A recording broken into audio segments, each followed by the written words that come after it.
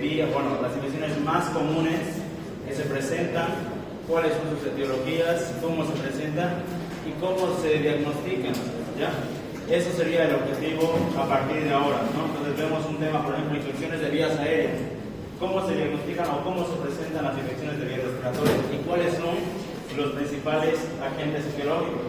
Ustedes ya lo han visto en teoría, digamos, están viendo agente por agente qué infecciones produce de manera general. Pero ahora vamos a hacer por así decirlo, vamos a disminuir la cantidad de patógenos y vamos a abarcar específicos para cada segmento. Afuera hay mucho ruido. ¿Lo puedes cerrar la puerta al ingresar, por favor?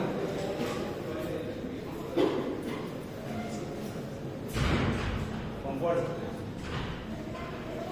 Ya está bien ahí.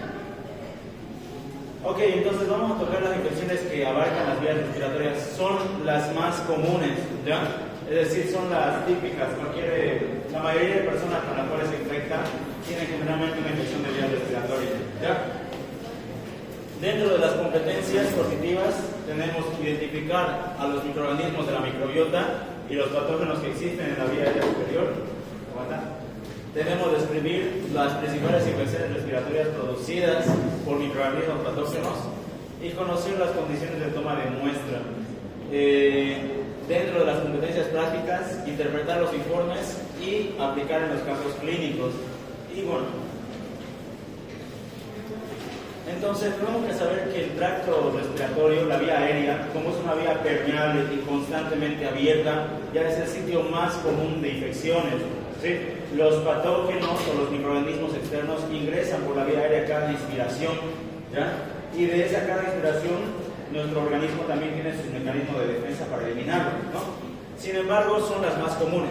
Generalmente se da por la inspiración de gotitas contaminadas, o también por el contacto de las manos con la nariz o con la boca. Yo tengo una mano llena de patógenos porque he tocado algún elemento infectado, me lo llevo a mi boca, me lo llevo a mis manos, entonces los organismos ingresan con demasiada facilidad. ¿Ok? Hay que poner un límite, hay que repasar un poco la anatomía de la vía aérea, porque es importante identificar la infección. Hay infecciones que solo atacan a vía aérea superior y hay infecciones que solo atacan a vía aérea inferior, pero para saber cuál tenemos que saber cuál es el límite de la vía aérea superior y cuál es el límite de la vía aérea inferior. La vía aérea superior va desde, ¿alguien sabe? ¿Hasta dónde? Empiezan las fosas nasales y termina hasta la faringe, ¿no? La laringofaringe. Ahí es un límite top, ¿ya?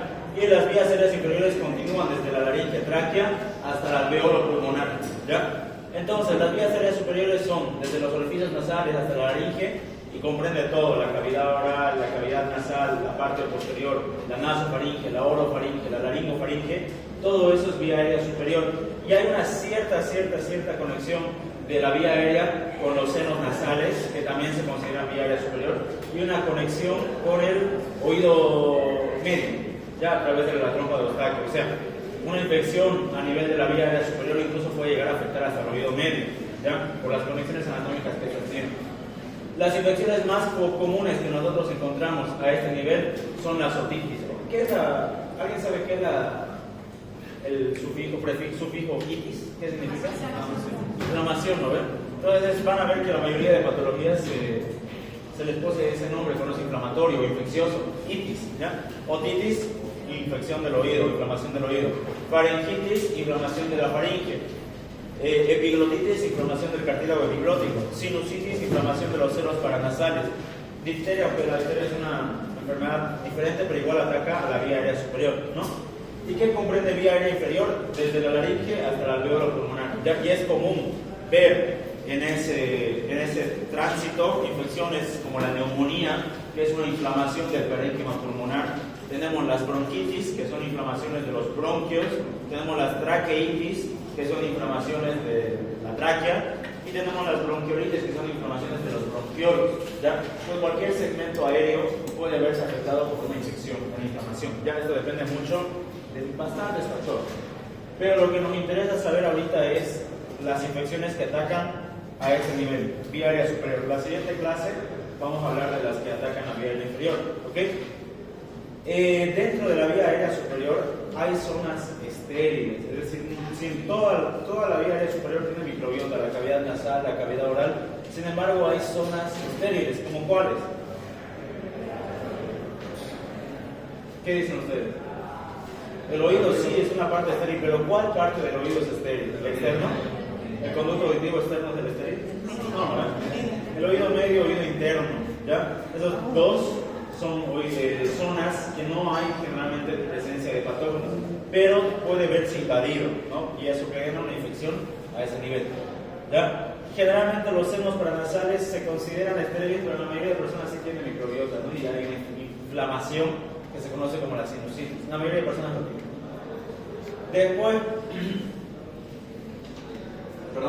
Después, otra zona estéril es toda la vía aérea inferior, ¿ya? Vía aérea inferior se considera estéril. Tráquea, los bronquios, los alveolos, de manera general consideramos estéril. ¿Y esto para qué me sirve entender qué zonas son estériles y qué zonas no son estériles en la vía aérea? ¿Para qué creen? ¿Cómo? De que si observamos bacterias ahí es normal, no observamos no es normal. Excelente. Digamos, si hago un cultivo de esputo ya a nivel del parénquima pulmonar, si me sale una bacteria, probablemente sí sea la causa infecciosa, porque ahí no debería haber bacterias, a no ser que haga un cultivo de secreción faríngea, que eso se puede ver más de una bacteria. Entonces yo no puedo decir que la persona tiene infección por todas esas bacterias, sino que puede ser la microbiota oral, porque en la microbiota oral nasal hay bacterias ya, microbiota. Sin embargo, si yo hago un estudio de vía aérea inferior, si me crece algo, una bacteria, generalmente es la patológica. ¿Por qué? Porque generalmente aquí abajo no crece o no prolifera una bacteria. ¿Ya? ¿Me dejan entender? Esa es la importancia. Entonces, fíjense como repaso cuáles son la microbiota normal de diversas áreas de la vía aérea superior. Boca y faringe está lleno de microbiota. Tenemos de predominancia al aureus, a la epidermitis y a los estreptococos, ¿ya? También puede haber neumococos, neiserias. En el oído medio y los senos, ¿qué tipo de bacterias hay? ¿Qué? No hay nada, es estéril. En el oído externo sí tenemos en el canal auditivo externo al aureus, al epidermitis, al protus. A nivel de la cavidad nasal también tenemos la casi similar a la microbiota oral, a la epidermitis, al aureus, al neumococo y a las neiserias. Y en la laringe, ¿no?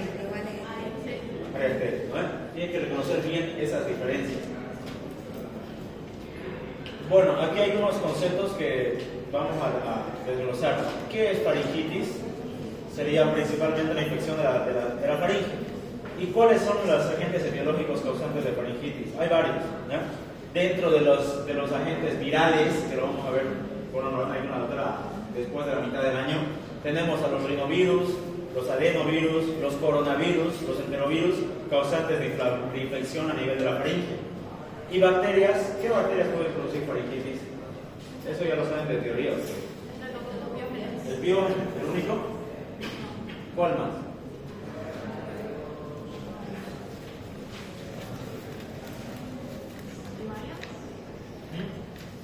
Depende.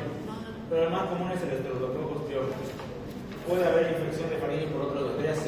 Otitis externa, ¿cuál es el agente más común? Es igual a otra cosa de teoría.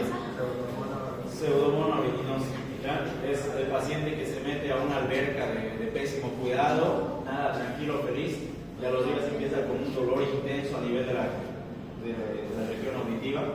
Generalmente puede ser una infección por Pseudomonas aeruginosa. ¿Ya? Es el más común. Lo que se tiene que acordar aquí, ¿cuáles son los más comunes? Puede haber un montón, ¿ya? Hay hartas bacterias que producen otitis, pero lo que sí son preguntas es cuáles son los más frecuentes, ¿ya? En el caso de la otitis externa puede ser provocada más que todo por la Pseudomonas aeruginosa, pero puede haber otros factores etiológicos. Epiglotitis. ¿Quién produce epiglotitis?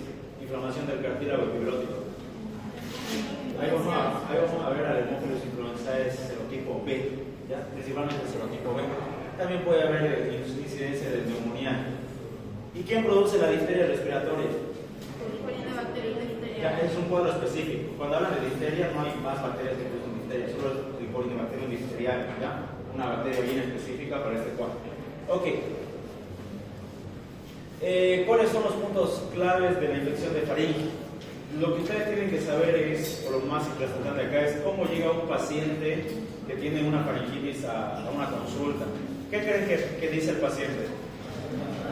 A ver, para hacerlo más dinámico, Gabriela, ¿qué cree que dice el paciente cuando llega a la consulta cuando tiene faringitis?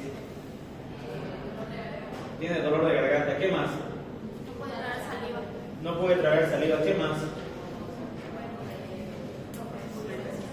No puede comer porque le duele, ¿qué más? Tiene fiebre, eso. Ahí tenemos una característica, una sintomatología muy característica que es el dolor al comer, la dificultad para tragar y la fiebre. Pero traducido en médico, a la dificultad para tragar le conocemos como disfagia. Ya el paciente presenta disfagia, que la disfagia no es nada más que la dificultad al paso del alimento. Presenta odinofagia, ¿qué es eso? Dolor al tragar, ya, al pasar el alimento. Y presenta fiebre, ya ¿cuál es la temperatura normal?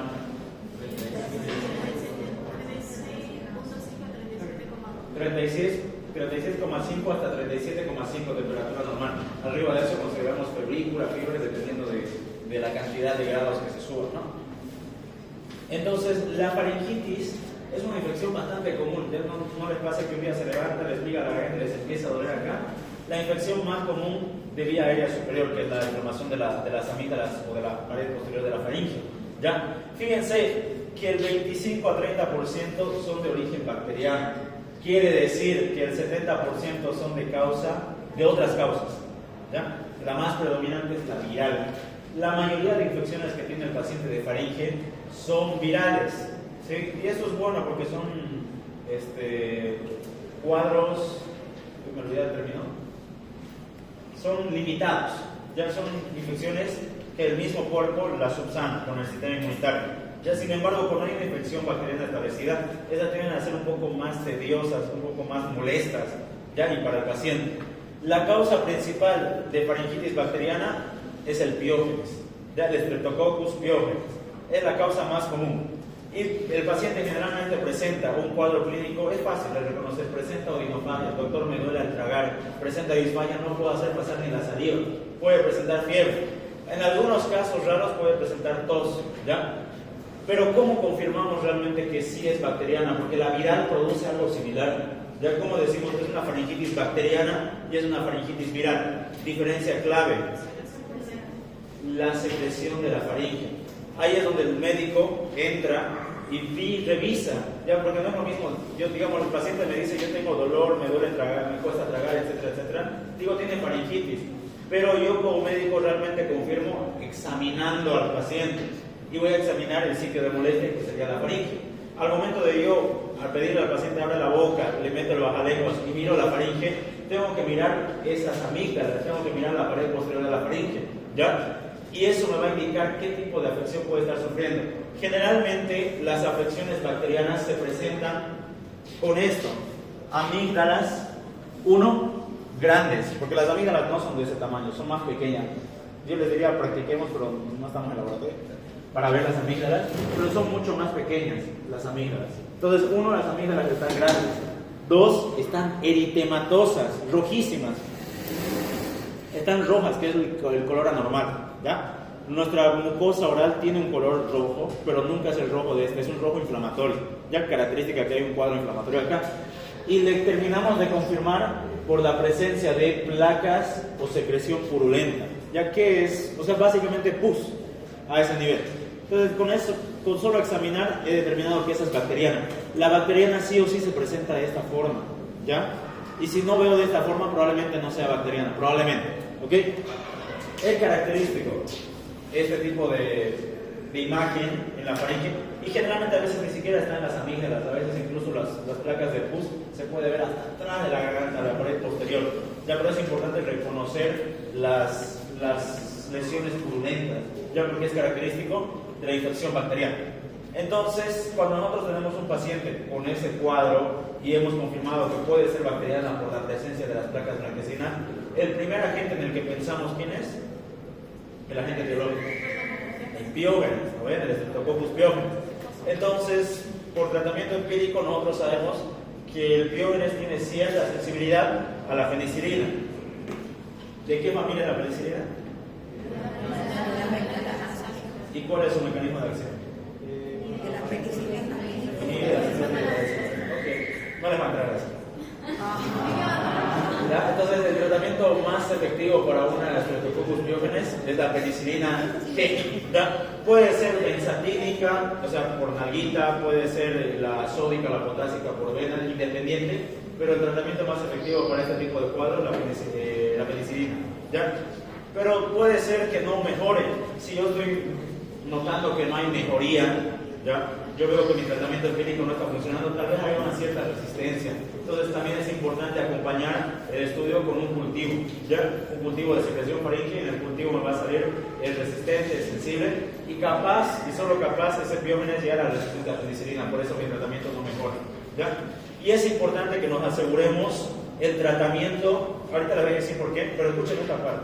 Es importante que nos aseguremos bien que el paciente tiene una infección bacteriana y que la infección bacteriana se está curando, ¿ya? De este tipo de faringitis. ¿Por qué? Porque hay complicaciones cuando esta enfermedad no se maneja de la manera adecuada. Es decir, el paciente tiene una simple faringitis, pero uno, el paciente no va al doctor, o dos, yo como médico no he sido escrupuloso y no lo he examinado de manera correcta y se me pasó que era una bacteriana y lo dejo así sin tratamiento, puede llegar a una complicación muy grave. O sea, de una faringitis pasamos a algo más grave, que es la fiebre reumática, ¿ya? La fiebre reumática es cuando los antígenos o las toxinas de la bacteria logran entrar a la sangre y empiezan a atacar principalmente corazón y empiezan a atacar articulaciones. Entonces el paciente ya no va a ser solo una faringitis, va a tener un cuadro a nivel articular y un cuadro a nivel cardíaco, que es mucho más complicado que una faringitis. Y en otros pacientes se produce una afección a nivel renal, hay daño renal de los glomérulos, se produce una glomerulonefritis. Ahora, la fiebre reumática está causada por la toxina. ¿Qué toxina?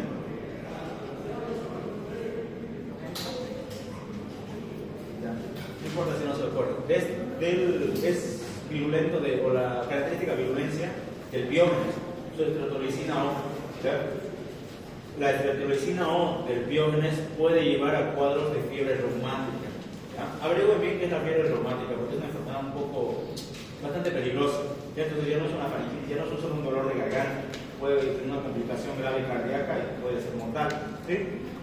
Y la streptolicina S es la encargada de producir, puede llegar a producir glomerulonefritis. ¿Ya? Es importante esas dos cosas.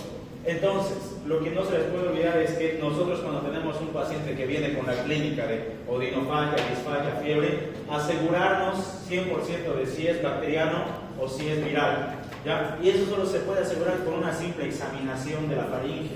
Entonces, con solo decirle abra la boca y mirarle la garganta. ¿Ya? Nada más con eso podemos diferenciar. ¿Me dejo entender? Es importante. Si no lo hacemos bien, puede llegar a una complicación. No todos los pacientes, obvio, pero puede llegar a haber complicaciones. ¿Ya? ¿Cuáles son los puntos claves de la faringitis diferenciales entre la bacteriana y la viral? La bacteriana se presenta con disfagia o odinofagia, tiene fiebre de inicio súbito. ¿Ya? ¿Qué significa de inicio súbito? El paciente está tranquilo, como que a la media hora se siente de la nada, como que febril, como que todas las molestias de la fiebre, adinamia, astenia, mialgias, artralgias, etcétera, y una elevación de la temperatura corporal, y eso aparece así. Eso es característico de las infecciones bacterianas, en general, no solo de la faringitis. Las fiebres, ya los procesos febriles muy fuertes, son característicos de las bacterianas, ¿ya? Y los procesos febriles débiles o leves son más característicos de los virales. Entonces, en las bacterianas decimos que hay fiebre de inicio súbito, la fiebre es alta, generalmente no va a ser 37,8, va a ser 38, 39, va a haber placas de exudado o lo que decimos como secreciones purulentas, va a haber la característica de odinofagia, disfagia, ¿ya? En el cambio, las faringitis virales, su inicio es menos gradual, no es una fiebre alta, es una febrícula, una elevación ligera de la fiebre, no hay placas de exudado. Ya, eso es característico de la viral. Nunca vamos a ver las placas blanquecinas, porque solamente es viral. Las faringitis bacteriales, las faringitis virales se presentan solo con amígdalas o faringe eritematosa, y ya está. Es decir, la faringe roja como una frutilla, dicen por ahí. Pero nada más. O sea, es lo único que presenta las virales, ¿no? En cambio, las bacterianas pueden presentar las placas, el enrojecimiento de las amígdalas, puede presentar el crecimiento de las amígdalas, la fiebre de inicio súbito, y hay otras cosas que son menos comunes que también puede presentar. Lo leí por acá. Adenomegalias. ¿Qué son las adenomegalias? La inflamación de los ganglios linfáticos. Generalmente los pacientes que tienen inflamación de ganglios linfáticos se van a quejar de dolorcitos extras. Por ejemplo, están acá y sienten una bolita, por acá, puede ser por acá, y al tocar esa bolita le duele. Capaz alguna vez ustedes lo han sentido igual, ¿no? Por aquí adentro, por el ganglio maxilar, o sea, dependientemente mucho. Puede haber inflamaciones de los ganglios linfáticos, ¿ya? Y eso me apoya más todavía a que estamos hablando de una infección bacteriana. Y puede haber un cuadro que no es tan específico, que es la escarlatina. ¿Alguna vez han escuchado de la escarlatina? La doctora seguramente les habló de la película. Es un cuadro limitado de la piel, ¿no? Se presenta por bordes. Bueno, lo vamos a ver más adelante. Pero puede haber un cuadro de escarlatina asociado a faringitis.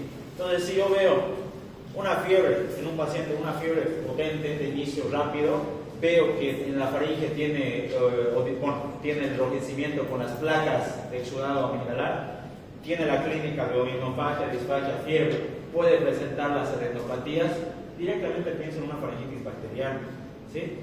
O sea, está muy inconfundible. Y como la faringitis bacteriana, el agente más común es el Piógenes, mi tratamiento empírico, ¿hacia dónde se va? Hacia una penicilina. Generalmente, que como el Piógenes es, ¿qué gramo es el Piógenes?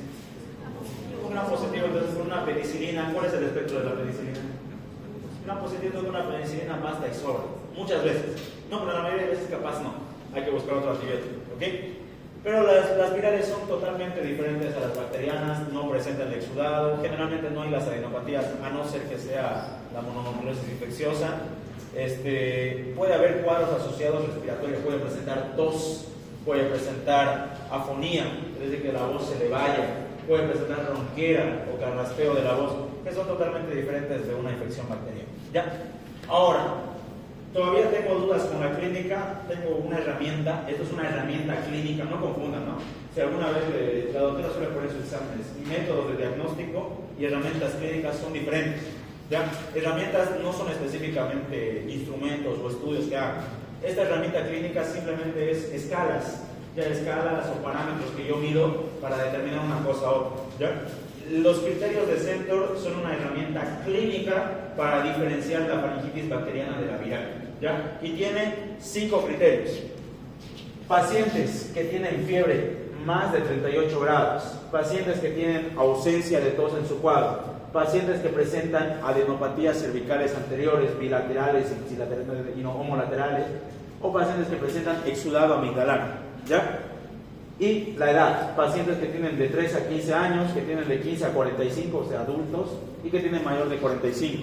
Y eso se va puntuando. Y aquí quiero que me escuchen bien. Esta escala de Centor va de 0 a 5 puntos, ¿ya? Yo califico al paciente. Y en base a qué lo califico es como si le pusiera nota. Si el paciente presenta una fiebre de mayor de 38 grados, 1 punto. Si el paciente tiene ausencia de tos, es decir, tiene toda la clínica de faringitis, odinofagia, disfagia, fiebre, pero no tiene tos, le doy otro punto. Si el paciente, aparte de tener todo lo que hemos dicho, presenta las adenopatías que son palpables para el médico le dice, señora, permítame, y empieza a palpar la cadena ganglionar cervical y siente nodosidades o elevaciones, se confirma una adenopatía cervical, entonces le doy otro punto. Si aparte a la examinación de la faringe yo veo la faringe o las amígdalas con una secreción purulenta, un exudado amigdalar, le doy otro punto. Ya, y el quinto punto viene la edad. Si el paciente es niño de 3 a 15 años, le doy 1 punto. Si el paciente es un adulto de entre 15 a 45 años, no le doy nada, 0 puntos. Y si el paciente es mayor de 45 años, a toda mi sumatoria le resto 1 punto. ¿Sí? Esto se lo tienen que aprender bien porque suelen entrar como casos clínicos de la doctora, ya en el práctico final. Los criterios de Centor. Entonces, yo voy valorando. La escala máxima sería 5 puntos, ¿no? Lo que les decía. Y aquí tengo mis resultados.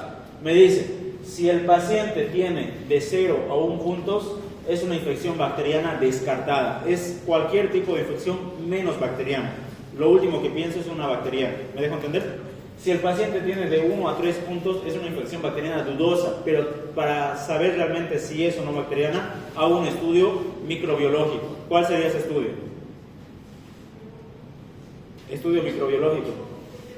Cultivo de secreción faríngea. Y en eso me va a determinar si hay o no bacterias. Y de 4 a 5 puntos, ya de lejos yo sé que esa es una infección bacteriana y puedo iniciar tratamiento empírico. ¿Me dejo entender? ¿Sí? Estos criterios de Center no se lo olviden o no se les olvide porque los van a llevar de nuevo. Entonces, métodos de diagnóstico. El diagnóstico de una faringitis no es tan complicado, no es tan complejo porque viene con la clínica. La clínica la que hemos repetido, viene con su cuadro de odinofagia, disfagia, fiebre, puede tener adenopatías cervicales dolorosas a la palpación. Dentro de las pruebas clínicas están las pruebas bacteriológicas, que ahí le hacemos un cultivo de esputo y demás. O también se le puede hacer pruebas de antígenos, ¿ya? Que son más rápidas, pero no son tan efectivas, no son tan específicas como lo es el cultivo. Y puedo hacer un hemograma. El hemograma siempre es un estudio rutinario o común en cualquier tipo de infección. Las infecciones se manifiestan con cambios en el hemograma. ¿Cuáles son esos cambios? Puede haber una leucocitosis. ¿Cuánto es el valor normal de leucocitosis? Glóbulos blancos. 5.000 a 10.000, ¿no ven? Eso es el valor normal. Entonces, pacientes que tienen una probable infección cursan con leucocitosis, aumento de la cantidad de los glóbulos blancos. Está más de 10.000, ¿ya? ¿Qué otra cosa puedo ver? Si le hago un estudio de proteína C reactiva, ya me va a dar positivo. La proteína C reactiva, o también llamada PCR, que no es nada, no confundan la PCR, que es proteína C reactiva, con la PCR, que es reacción en cadena de polimerasa. ¿Ya? Dos cosas totalmente distintas. Son dos cosas distintas. La PCR me habla de si hay inflamación o no. Y la proteína, la reacción en cadena de polimerasa, me identifica el ADN de algo que quiero estudiar, de un patógeno. ¿Sí? Totalmente diferente. Entonces, en la infección bacteriana hay leucocitosis y el predominio es neutrofílico. ¿Cuánto es el valor relativo de los neutrófilos? Sí. Los neutrófilos van de 65 a 70%, ¿no ven? De neutrófilos. Si yo tengo más del 70% de neutrófilos, significa que hay más neutrófilos que otras células. Entonces, si yo tengo una leucocitosis con neutrofilia, es decir, con aumento de neutrófilos, me está apuntando a una infección bacteriana del eje. Los neutrófilos se aumentan cuando hay infecciones bacterianas. En cambio, las virales son al revés, ellas cursan con linfocitosis. En los casos virales, los que se elevan no son los neutrófilos, son los linfocitos. ¿Cuánto es el valor relativo de linfocitos? 25, 25, 35. Sí, 25, 35, 22 a 30 también, ¿no? Por ahí van los valores. Entonces, si yo tengo linfocitos aumentados arriba de 35, arriba de 30, me está hablando de linfocitosis. Entonces, es más característico de las infecciones virales. Puede haber una leucopenia. Leucopenia también son característicos en las infecciones virales. ¿Qué quiere decir leucopenia? Disminución de los glóbulos blancos menor a 5.000, ¿ya? Entonces son maneras de manifestarse. Y también se le puede hacer pruebas serológicas un poco más directas. Puedo buscar a la streptolicina O, que es característico del Piógenes, y si me sale positivo es Piógenes, ¿no? Puedo buscar pruebas más específicas como la antiDNasa, que si da positivo probablemente sea Piógenes. ¿Me dejo entender? Entonces, hay una secuencia muy larga de diagnóstico, pero ¿ustedes cuál creen que son los más importantes ahí? ¿Ya? ¿Solo el cultivo? Prueba rápida. ¿Cómo? La prueba rápida. ¿Seguros? Yo no he visto que hagan pruebas rápidas para la faringitis. A la clínica. La clínica. Chicos, la clínica. Sencillo, las manifestaciones clínicas. Ahí nos podemos quedar. Si ya tenemos dudas, aumentamos el cultivo, el hemograma y lo demás. No, pero solo con la clínica yo ya puedo determinar si es una faringitis o no y si es bacteriano o no. Ya tienen las herramientas. Utilizo los criterios de Centor y la clínica, ¿sí? El paciente viene con odinofagia, disfagia, fiebre, tiene adenopatías cervicales, tiene ausencia de tos, infección bacteriana y puedo iniciar mi tratamiento con penicilina, ¿sí? ¿Me dejo entender? En el caso de que sea una infección viral, ¿cuál es el tratamiento? Sí, una faringitis viral. ¿Qué le doy? ¿Qué antibiótico le doy? No, antibióticos antivirales sería todo casi, pero Entonces, ¿qué le doy? No le doy antibiótico, ¿no? ¿O sí? no, tratamientos No, no, sintomáticos. van a tener mucho cuidado, por eso es importante. Hay personas, digamos, que alguna vez se enfermaron de faringitis. El doctor le dijo, usted tiene faringitis bacteriana, tómese tal antibiótico. Entonces le curó el antibiótico, feliz, y otra vez se vuelve a enfermar y dice, pucha, pero este antibiótico me sirvió, se toma el mismo, y capaz era viral, ¿no? Entonces en la infección viral no se da antibióticos, el tratamiento es, lo van a escuchar esto siempre, es sintomático. Quiere decir, tiene fiebre, algo para la fiebre, tiene inflamación, algo para la inflamación. Pero hasta ahí, solo damos eso, en caso de infecciones virales.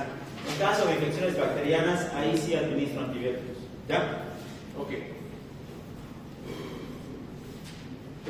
Si yo tengo una duda de, digamos, si es una infección bacteriana o no, tengo un criterio de centro de 1 a 3 puntos, hago un estudio microbiológico y ahí donde yo debo recolectar la muestra de secreción faríngea. Y aquí, mucho paréntesis. ¿Quién creen que tiene que llevar la muestra de secreción faríngea? ¿El paciente o el médico? ¿Y por qué no el paciente? No va a poder, difícil, ¿cómo va a sacar la secreción faríngea? Y aparte, si la llegara a intentar sacar, la va a contaminar. ¿Ya? ¿Cómo se hace el procedimiento? El procedimiento que se hace es hisopado faríngeo o hisopado de amígdalas. Se agarra esos cotonetes estériles que vimos con la siembra, ¿lo vieron no en la siembra? Se agarran los cotonetes estériles y se le pide que abra la boca. Bueno, primero le pide que enjuague la boca. Por favor, señor, enjuague la boca. Y posteriormente le pedimos que abra la boca con el bajalenguas y nosotros, sin tocar nada, ni la pared, ni el techo, ni la lengua, nada, apuntamos con un pulso increíble hacia las amígdalas y raspamos el exudado amigdalar y lo sacamos igualmente sin tocar nada. Eso solo lo puede hacer un médico, porque si lo hace el paciente lo va a contaminar, va a tocar arriba, abajo, derecha, izquierda, y en el momento del cultivo va a salir infinidad de bacterias, y no es lo que queremos. Lo que nosotros queremos es aislar al patógeno que está produciendo el cuadro clínico, ¿ya? Entonces le decimos al paciente, primero lo colocamos al paciente en un lugar cómodo, una luz cómoda, le pedimos que abra la boca y baje la lengua, y con un bajalenguas nos apoyamos. Y hacemos que el paciente diga A, y ese movimiento A abre y eleva el paladar. Entonces yo puedo fácilmente ingresar a la cavidad oral. Entonces con mi hisopo estéril froto la parte posterior de la faringe y las amígdalas. Hago esto, no estamos en laboratorio. Y con ese hisopo directamente, sin contaminarlo, lo mando al laboratorio y el laboratorio lo siembra en los agares correspondientes y me da después de unos 2 días el resultado. ¿Ya? Y con un segundo hisopo hago el mismo procedimiento y esa directamente va a la tinción de grano. Entonces utilizo 2 hisopos. Un hisopo va a ir directamente para la siembra y el otro hisopo va a ir para la tinción. ¿Ya? ¿Me dejo entender? Este es un procedimiento que no lo puede hacer el médico, el paciente. ¿Sí? Lo tiene que hacer alguien del personal de salud capacitado. Nosotros, o tal vez incluso hasta los bioquímicos, no directamente porque no se le contaminamos. Pero algo que tienen que saber. Entonces, ahora ya saben, si alguna vez alguien de su familia les dice que tiene un cuadro de dolor, de garganta, tiene fiebre, tiene disfagia, entonces ustedes ya saben que con solo decir, a ver, mamá, papá, tío, tía, abran la boca, le miran la garganta y dicen, es bacteriano. Oigan, si no se quieren animar a dar tratamiento, no lo den. No estoy diciendo que tienen tratamiento, solo que puedan llegar a diagnosticar. ¿Okay? Otro cuadro menos común, pero también es de vías aéreas superiores y es grave, es la difteria respiratoria. ¿Ya? Esta difteria respiratoria está producida por el Corynebacterium diphtheriae. ¿Ya? Y su absorción patógena se debe principalmente a sus toxinas. Tiene 2 toxinas, el fragmento A y el fragmento B. El fragmento B es el que ayuda al fragmento A a unirse a la célula y el fragmento A es el que inhibe la síntesis de proteína y produce necrosis celular. ¿Ya? Quien produce el daño es el fragmento A. Quien le ayuda a producir daño al fragmento A es el fragmento B. ¿Ok? Clínicamente, ¿cómo se presenta un cuadro de difteria? Pseudomembrana amigdalina. ¿Ya? Eso, claro, la pseudomembrana. Pero eso es lo más característico. O sea, el paciente no va a llegar y va a decir tengo pseudomembrana, ¿no? Un cuadro parecido a faringe, pero más complicado. Presenta odinofagia, disfagia, tiene una fiebre elevada, Pero algo que se agrega y es totalmente diferente de la faringitis, como aquí hay una pseudomembrana que está en la vía aérea, produce un taponamiento de la vía aérea que no es común. Entonces, ¿qué creen que va a referir el paciente además de disfagia, odinofagia, fiebre? ¿Qué creen? Hay algo que le está tapando la vía aérea, que es esa pseudomembrana. ¿Tos seca? ¿Tos seca? ¿Y cómo se llama eso? Disnea. ¿Ya? Disnea, obvio. Si le está tapando algo aquí la garganta, ¿va a poder respirar? Si ustedes le ponen algo en la garganta que les obstruye, ¿van a poder respirar? ¿Sí o no? ¿Sí o no, Eduardo? No, ¿ves? Entonces eso es totalmente diferente de una faringitis bacteriana, ¿ya? Pacientes con difteria vienen con odinofagia, disfagia, fiebre elevada y una disnea. Y es característico porque hay algo que les está tapando y no puede entrar el aire de manera correcta. Y ese algo es la pseudomembrana. Y esa pseudomembrana no es nada más que la necrosis de este tejido que está produciendo las exotoxinas bacterianas del Corynebacterium diphtheriae. ¿Ok? ¿Cuál es el manejo o el tratamiento de una difteria? Antes de dar antibiótico, tenemos que asegurarnos de que el paciente esté respirando bien, ¿sí? En muchos de los casos el paciente no puede respirar y se puede llegar a ventilaciones mecánicas, ya que eso ya son ventilaciones bastante invasivas, que meten tubos y por ahí respiran, ¿no? Se debe administrar antitoxinas que neutralicen al fragmento A, ya, para que no siga aumentando el daño. Y por último le damos el antibiótico, ¿ya? Eso sería el tratamiento si se presenta un cuadro de difteria, pero la difteria es poco común, o sea, no es muy común ver una difteria. ¿Por qué creen? Por la vacuna pentavalente. Eso, porque por la vacuna pentavalente, ya nosotros cuando somos niños, esperemos, ¿no?, que todos tengamos, generalmente nos meten un montón de vacunas, ¿ya? Y dentro de las vacunas está la pentavalente. Esta pentavalente es una vacuna que se coloca, no me acuerdo a qué mes de edad, ¿ya?, pero que cubre contra 5 enfermedades. ¿Cuáles son esas? Uno es la difteria, tétanos, coqueluche, hepatitis B y meningitis por tuberculosis, ¿ya?, o meningitis, ¿ya? Entonces me cubre contra la Haemophilus influenzae, me cubre contra el tétanos, contra el Corynebacterium diphtheriae, contra el coqueluche y contra la meningitis, ¿ok? Entonces, la mayoría de pacientes que puede llegar a tener difteria, generalmente refieren que son pacientes que nunca les han vacunado, ¿ya? Es fácil, ¿no? Le preguntan tal vez al familiar del paciente que está con el cuadro sospechoso de difteria, ¿su familiar ha tenido todas las vacunas completas? Creo que sí.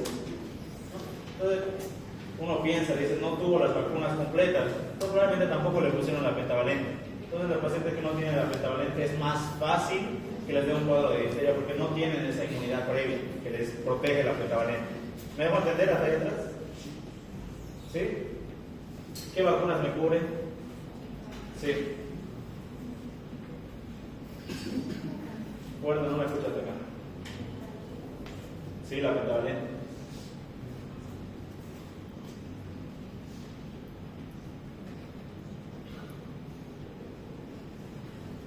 Pues no se entendió. Ahí atrás, Gabriela, ¿qué enfermedad me cubre la pentavalente?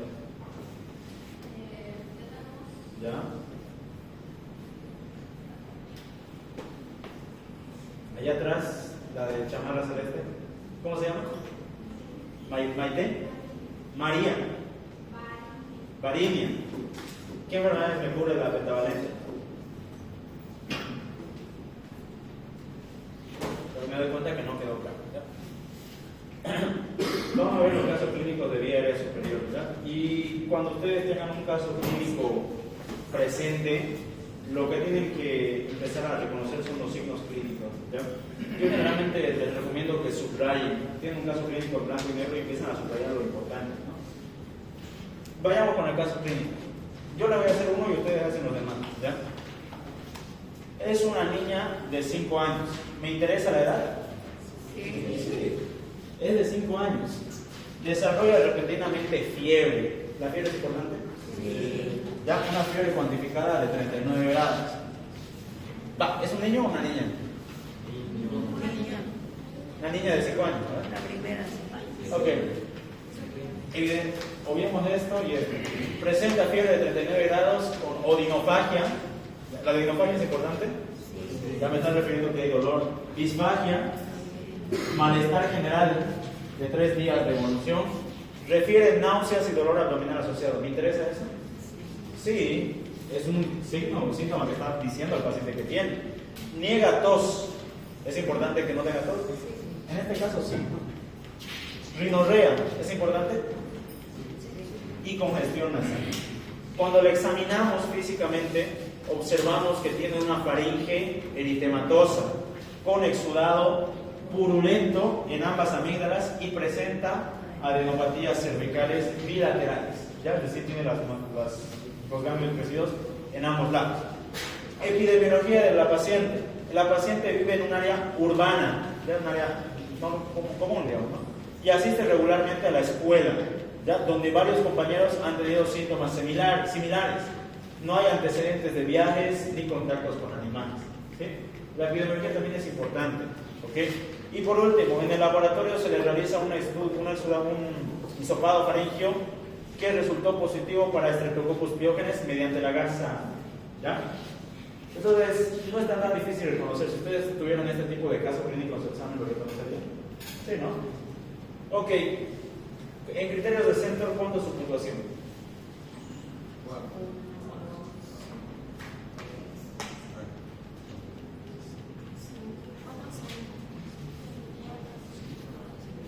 ¿Cuánto? A ver, un número exacto, seguro. 5 años. Tiene 5 de 5. ¿Sí? Ajá, sí, 5. 5 de 5. ¿Qué decíamos cuando la paciente tenía 5 de 5? Es bacteriana, ¿no? Y puedo iniciar mi tratamiento empírico. Eso es importante. Puedo iniciar tratamiento empírico. ¿Con qué? ¿Qué fármaco le voy a dar? Penicilina. Ya veo cuál es la mejor para niños, ¿no? Si la sódica, la potasia, más estudio de farmacología. Pero lo que tiene que saber es que se haga penicilina. ¿Ok? Ok. ¿Qué es la disfagia? Disfagia, dolor a tragar. Dificultad para tragar. No puedo. Dicen que no me pasa ni la saliva. Me cuesta tragar con mi saliva. Eso es disfagia. ¿Qué es odinofagia? Ahí sí es dolor al tragar. ¿Qué entendemos por una faringe eritematosa? Una faringe roja. ¿Ya? Roja. ¿Qué entendemos por una hipertermia? Fiebre. Aumento brusco o grande de la temperatura. ¿Qué entendemos por una colonia beta-hemolítica Lucero?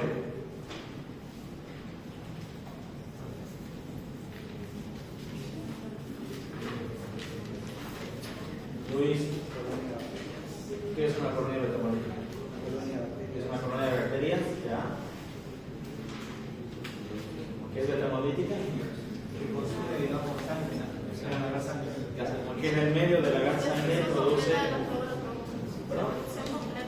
produce una degradación del medio de cultivo en la gran sangre. Exactamente esto. Es decir, tengo aquí mi agar sangre,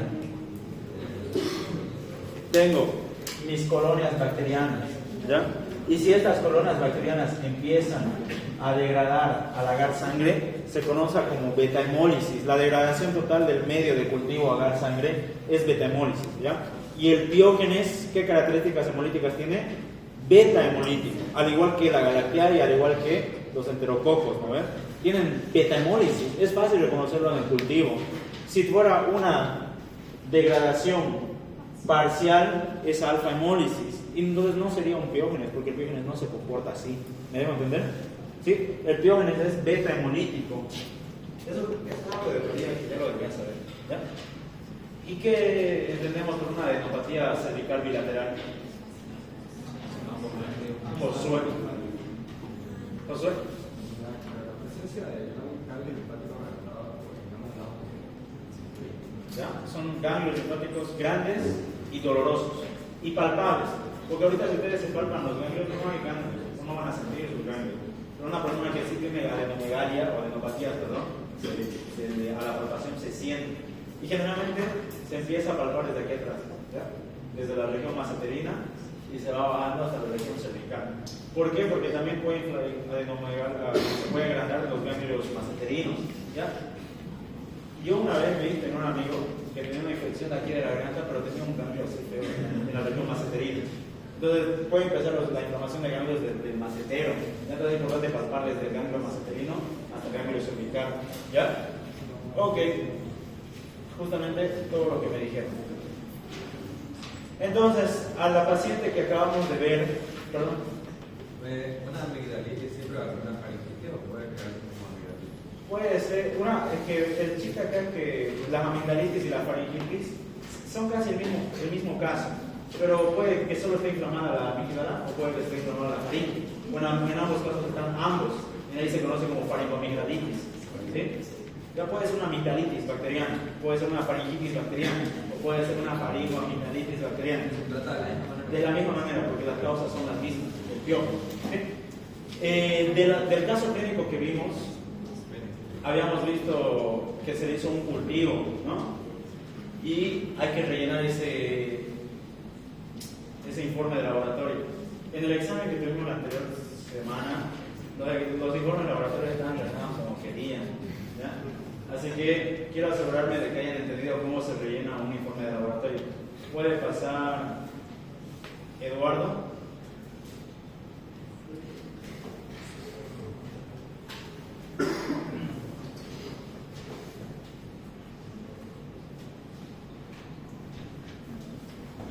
Es solo rellenar el informe de laboratorio con el caso clínico anterior. ¿Ya? ¿Del caso clínico? Sí, del que hemos hablado ahorita. ¿Qué tenía? Tenía faringitis.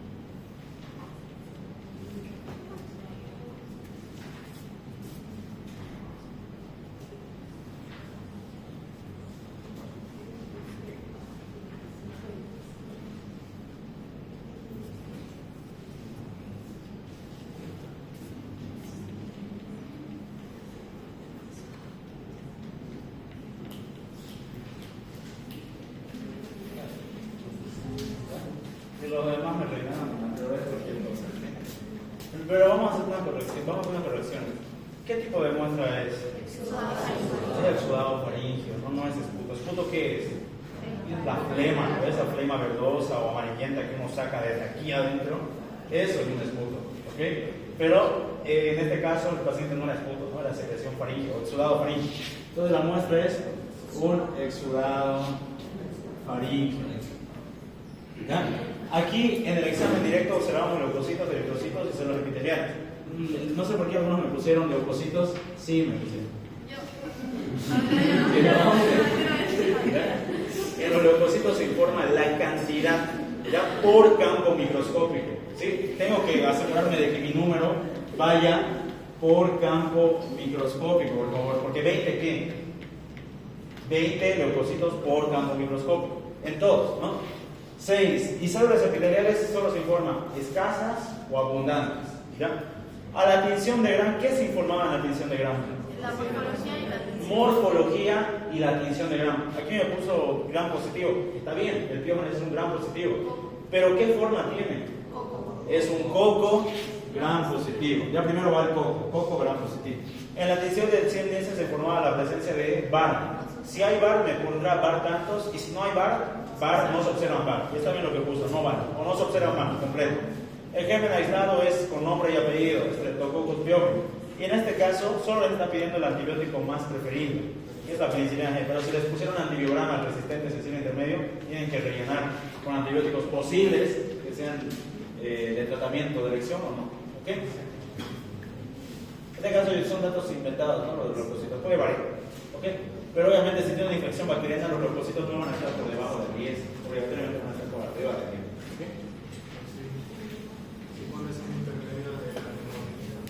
¿De la qué? Depende. Es que no se puede saber. Los tienen que colocar antibióticos ahí. No van a poner uno solo. Sí, es un caso hipotético inventado. Creo que tenemos que volar ahorita.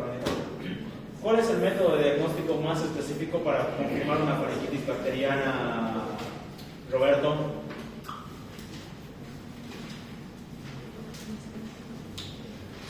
La B. La B, prueba rápida de antígeno. ¿Es el más específico? Sí.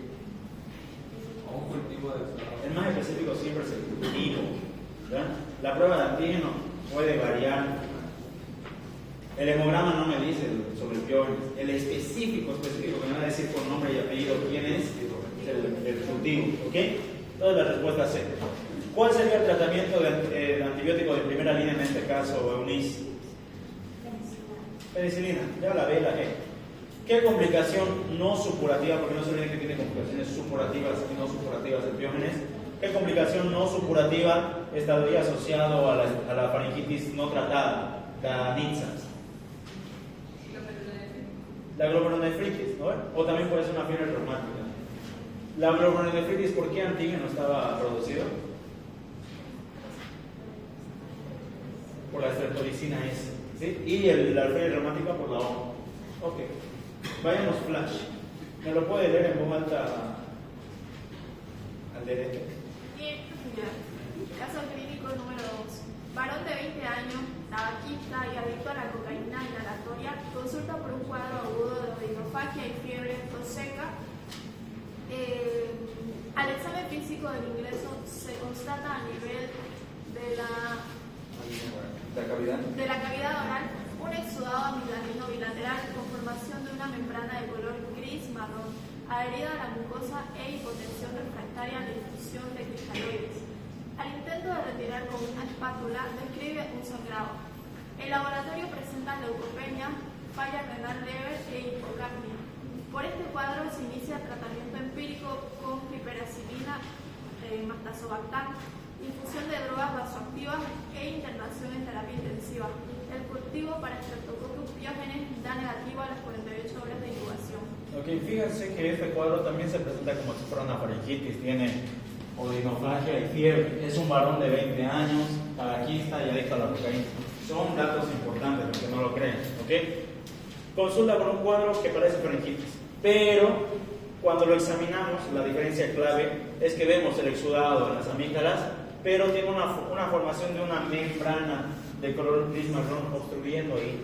¿Ok? Esta membrana está ahí adherida a la mucosa y cuando se la intenta quitar, o sea, la sacan, empieza a sangrar. ¿Ya? Eso es característico de la pseudomembrana de la difteria. Ok, tiene hipotensión refractaria cristaloide, es decir, le meten líquidos que aumentan la presión y no hacen nada. Presenta leucopenia, disminución de los glóbulos blancos, falla renal, el riñón no está trabajando. Debería ser hipercapnia ahí, o hipocapnia, ya, no pasa nada. Este cuadro se inicia el tratamiento con piperacilina tazobactam. ¿A qué familia pertenece esa? ¿Cuál? La piperacilina tazobactam. A los inhibidores de la lactamasa. Una penicilina asociada a un inhibidor de beta-lactamasa, ¿no? Ahí el tazobactam. Y se le da infusión de drogas vasoactivas y el cultivo es pyogenes negativo. ¿Cuál sería el diagnóstico acá? Difteria. ¿Pero por qué? Por la pseudomembrana. Pseudomembrana, sencillo. Bueno, pueden copiar esta parte de la receta.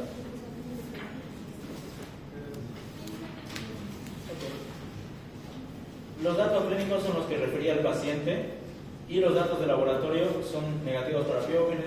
Creo que esto no lo modifiqué ya, por eso lo voy a saltar, porque me olvidé por modificarlo. Ahora, lo más importante del anterior caso clínico que hemos visto, En la toma de la muestra, ¿de dónde la vamos a tomar? De las amígdalas, ¿no? Se va a faringe, no la vamos a tomar de otro lado. ¿Quién tiene que hacer la toma de muestra? Médico. ¿Cuál sería el diagnóstico final de lo que hemos visto? Una difteria respiratoria. ¿Quién es el agente productor de eso? Corinebacterium diphtheriae. ¿Cuál es su morfología del Corinebacterium? Bacilo gram positivo. Excelente. ¿Por qué fuente de infección se transmite? Es una infección transmitida por vía aérea. Y la mayoría de vía aérea se transmite por las gotitas de flujo. ¿Okay? Y la vía de transmisión es la aérea. ¿Cuáles serían dos formas de prevenir la difteria? La pentavalente, 1 y control epidemiológico. Ok, pues yo creo que me entendí esta parte de cómo se rellena, pero quiero confirmar. ¿Puede pasar, Roberto? Por favor.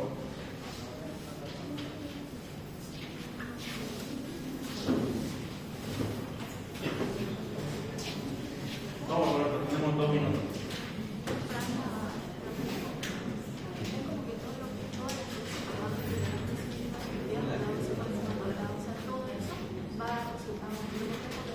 ¿Puedo ver la tele? Claro.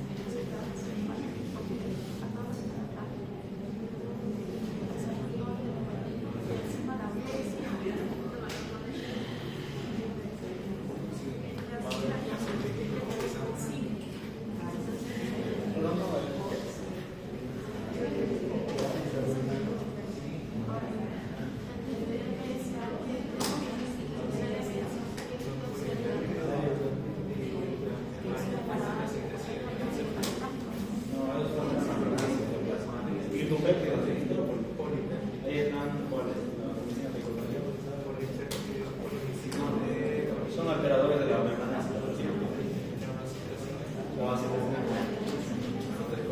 Afecta la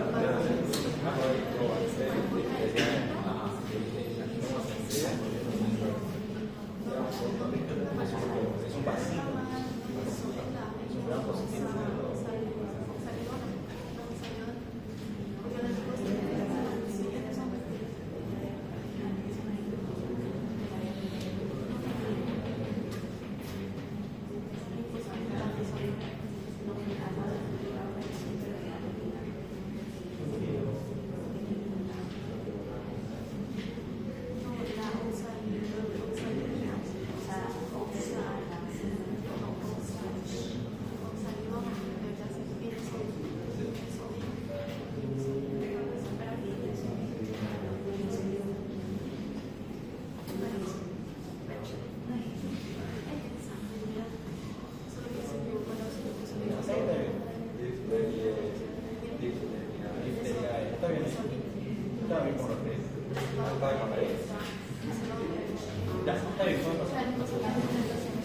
Entonces, rapidito vemos acá.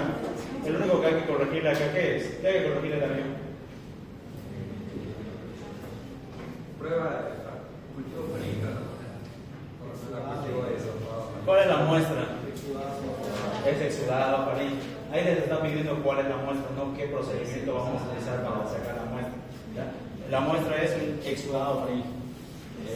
Y el cultivo del exudado faringe. Lo mismo. Está bien. Lo único, Corinebacterium. Corinebacterium diphtheriae. Ok.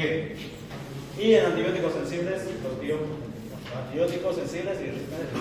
Rellenando así, le va a tocar rellenar, no la última vez que vamos a ver este tipo de cosas. Y por último, niño de 3 años llega a servicio de urgencias debido a fiebre o rinofagia y faringe rojo. Solo eso. Solicita cultivo de faringe, probablemente negativo. No se observan bacterias. ¿Cuál es mi diagnóstico final de esto? Mononucleosis. ¿Cómo que mononucleosis? Me voy a matar, ¿no? La mononucleosis es una enfermedad del beso. Era un niño de 3 años. Una infección viral, chicos, ¿ya? Puede ser un rinovirus, una Juré que iba a devorar, pero... ayunaste terriblemente. ¿Cuál puede ser el diagnóstico de este cuadro clínico? Una meningitis viral. Ya puede ser causa de adenovirus, neumonía. Me mataste. Ok. Lo voy a buscar muy correcto. Cosas importantes. Las faringitis de adultos son virales. La mayoría de faringitis que tenemos los adultos son de causa viral. Las que sí son bacterianas son del Piógenes, la mayoría. Los criterios clínicos nos ayudan, ¿no? Ahí están las herramientas clínicas como el criterio de Center o pruebas como los cultivos o las pruebas de antígeno rápido. El tratamiento de elección para faringitis, gracias que todavía sigue siendo la penicilina. ¿Ya? Capaz de aquí a algunos años ya ni la penicilina. Las resistencias a Piógenes, las resistencias del Streptococcus a Piógenes de macrólidos es del 25%. ¿En qué caso yo daba macrólidos? Cuando no puedo usar un tetraco. Pero son alérgicos, ¿no? ¿Y qué más?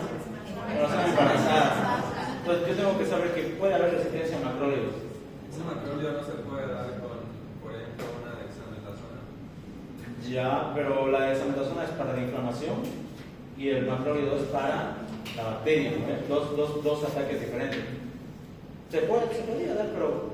Para que, o sea, por ejemplo, si yo soy alérgico a la penicilina, ¿no me pueden dar un antialérgico junto con la penicilina? No. Sí, pero es mejor evitarlo. Si tú eres alérgico a la penicilina o cualquiera de ustedes es alérgico a algo, ese factor ya está predispuesto y apenas lo toques empieza a generar una anafilaxia feíta. La mayoría de los pacientes no es recomendable. Si nosotros sabemos que es alérgico, buscamos otra opción. Es como, ¿cómo les podría decir? Es como que me estuviera diciendo, no sé, a ver, tengo mi chaleco antibalas pero que me disparen. Tengo un chaleco antibalas, no me va a hacer nada, pero que me disparen. La bala me va a hacer daño, evidentemente. O sea, no es recomendable. ¿Ya? Si es alergia confirmada, cambiamos sí o sí a otro antibiótico, generalmente macrólidos. Y la dexametasona se puede dar, pero hay fármacos antiinflamatorios más leves. La dexametasona son feritas, reacciones adversas. Se puede dar también un metamizol, o sea, un AINE, ahí está paracetamol, ibuprofeno, metamizol, etc. O sea, no necesariamente una dexametasona. ¿Sí? Que a mí me colocan esto cuando me dan amigdofaritis. ¿Sí? La dexametasona es muy buena porque te quita la inflamación así, ¿sí? Pero tiene una gran cantidad de reacciones adversas. Por eso preferir un AINE más leve. ¿Ok? Listo, acomódense en filitas. Esta fila se queda, esta se va, esta se queda. No, al revés, pues. No, ya se queda. Estas dos se van. No, mentira. Se queda, se va, se queda.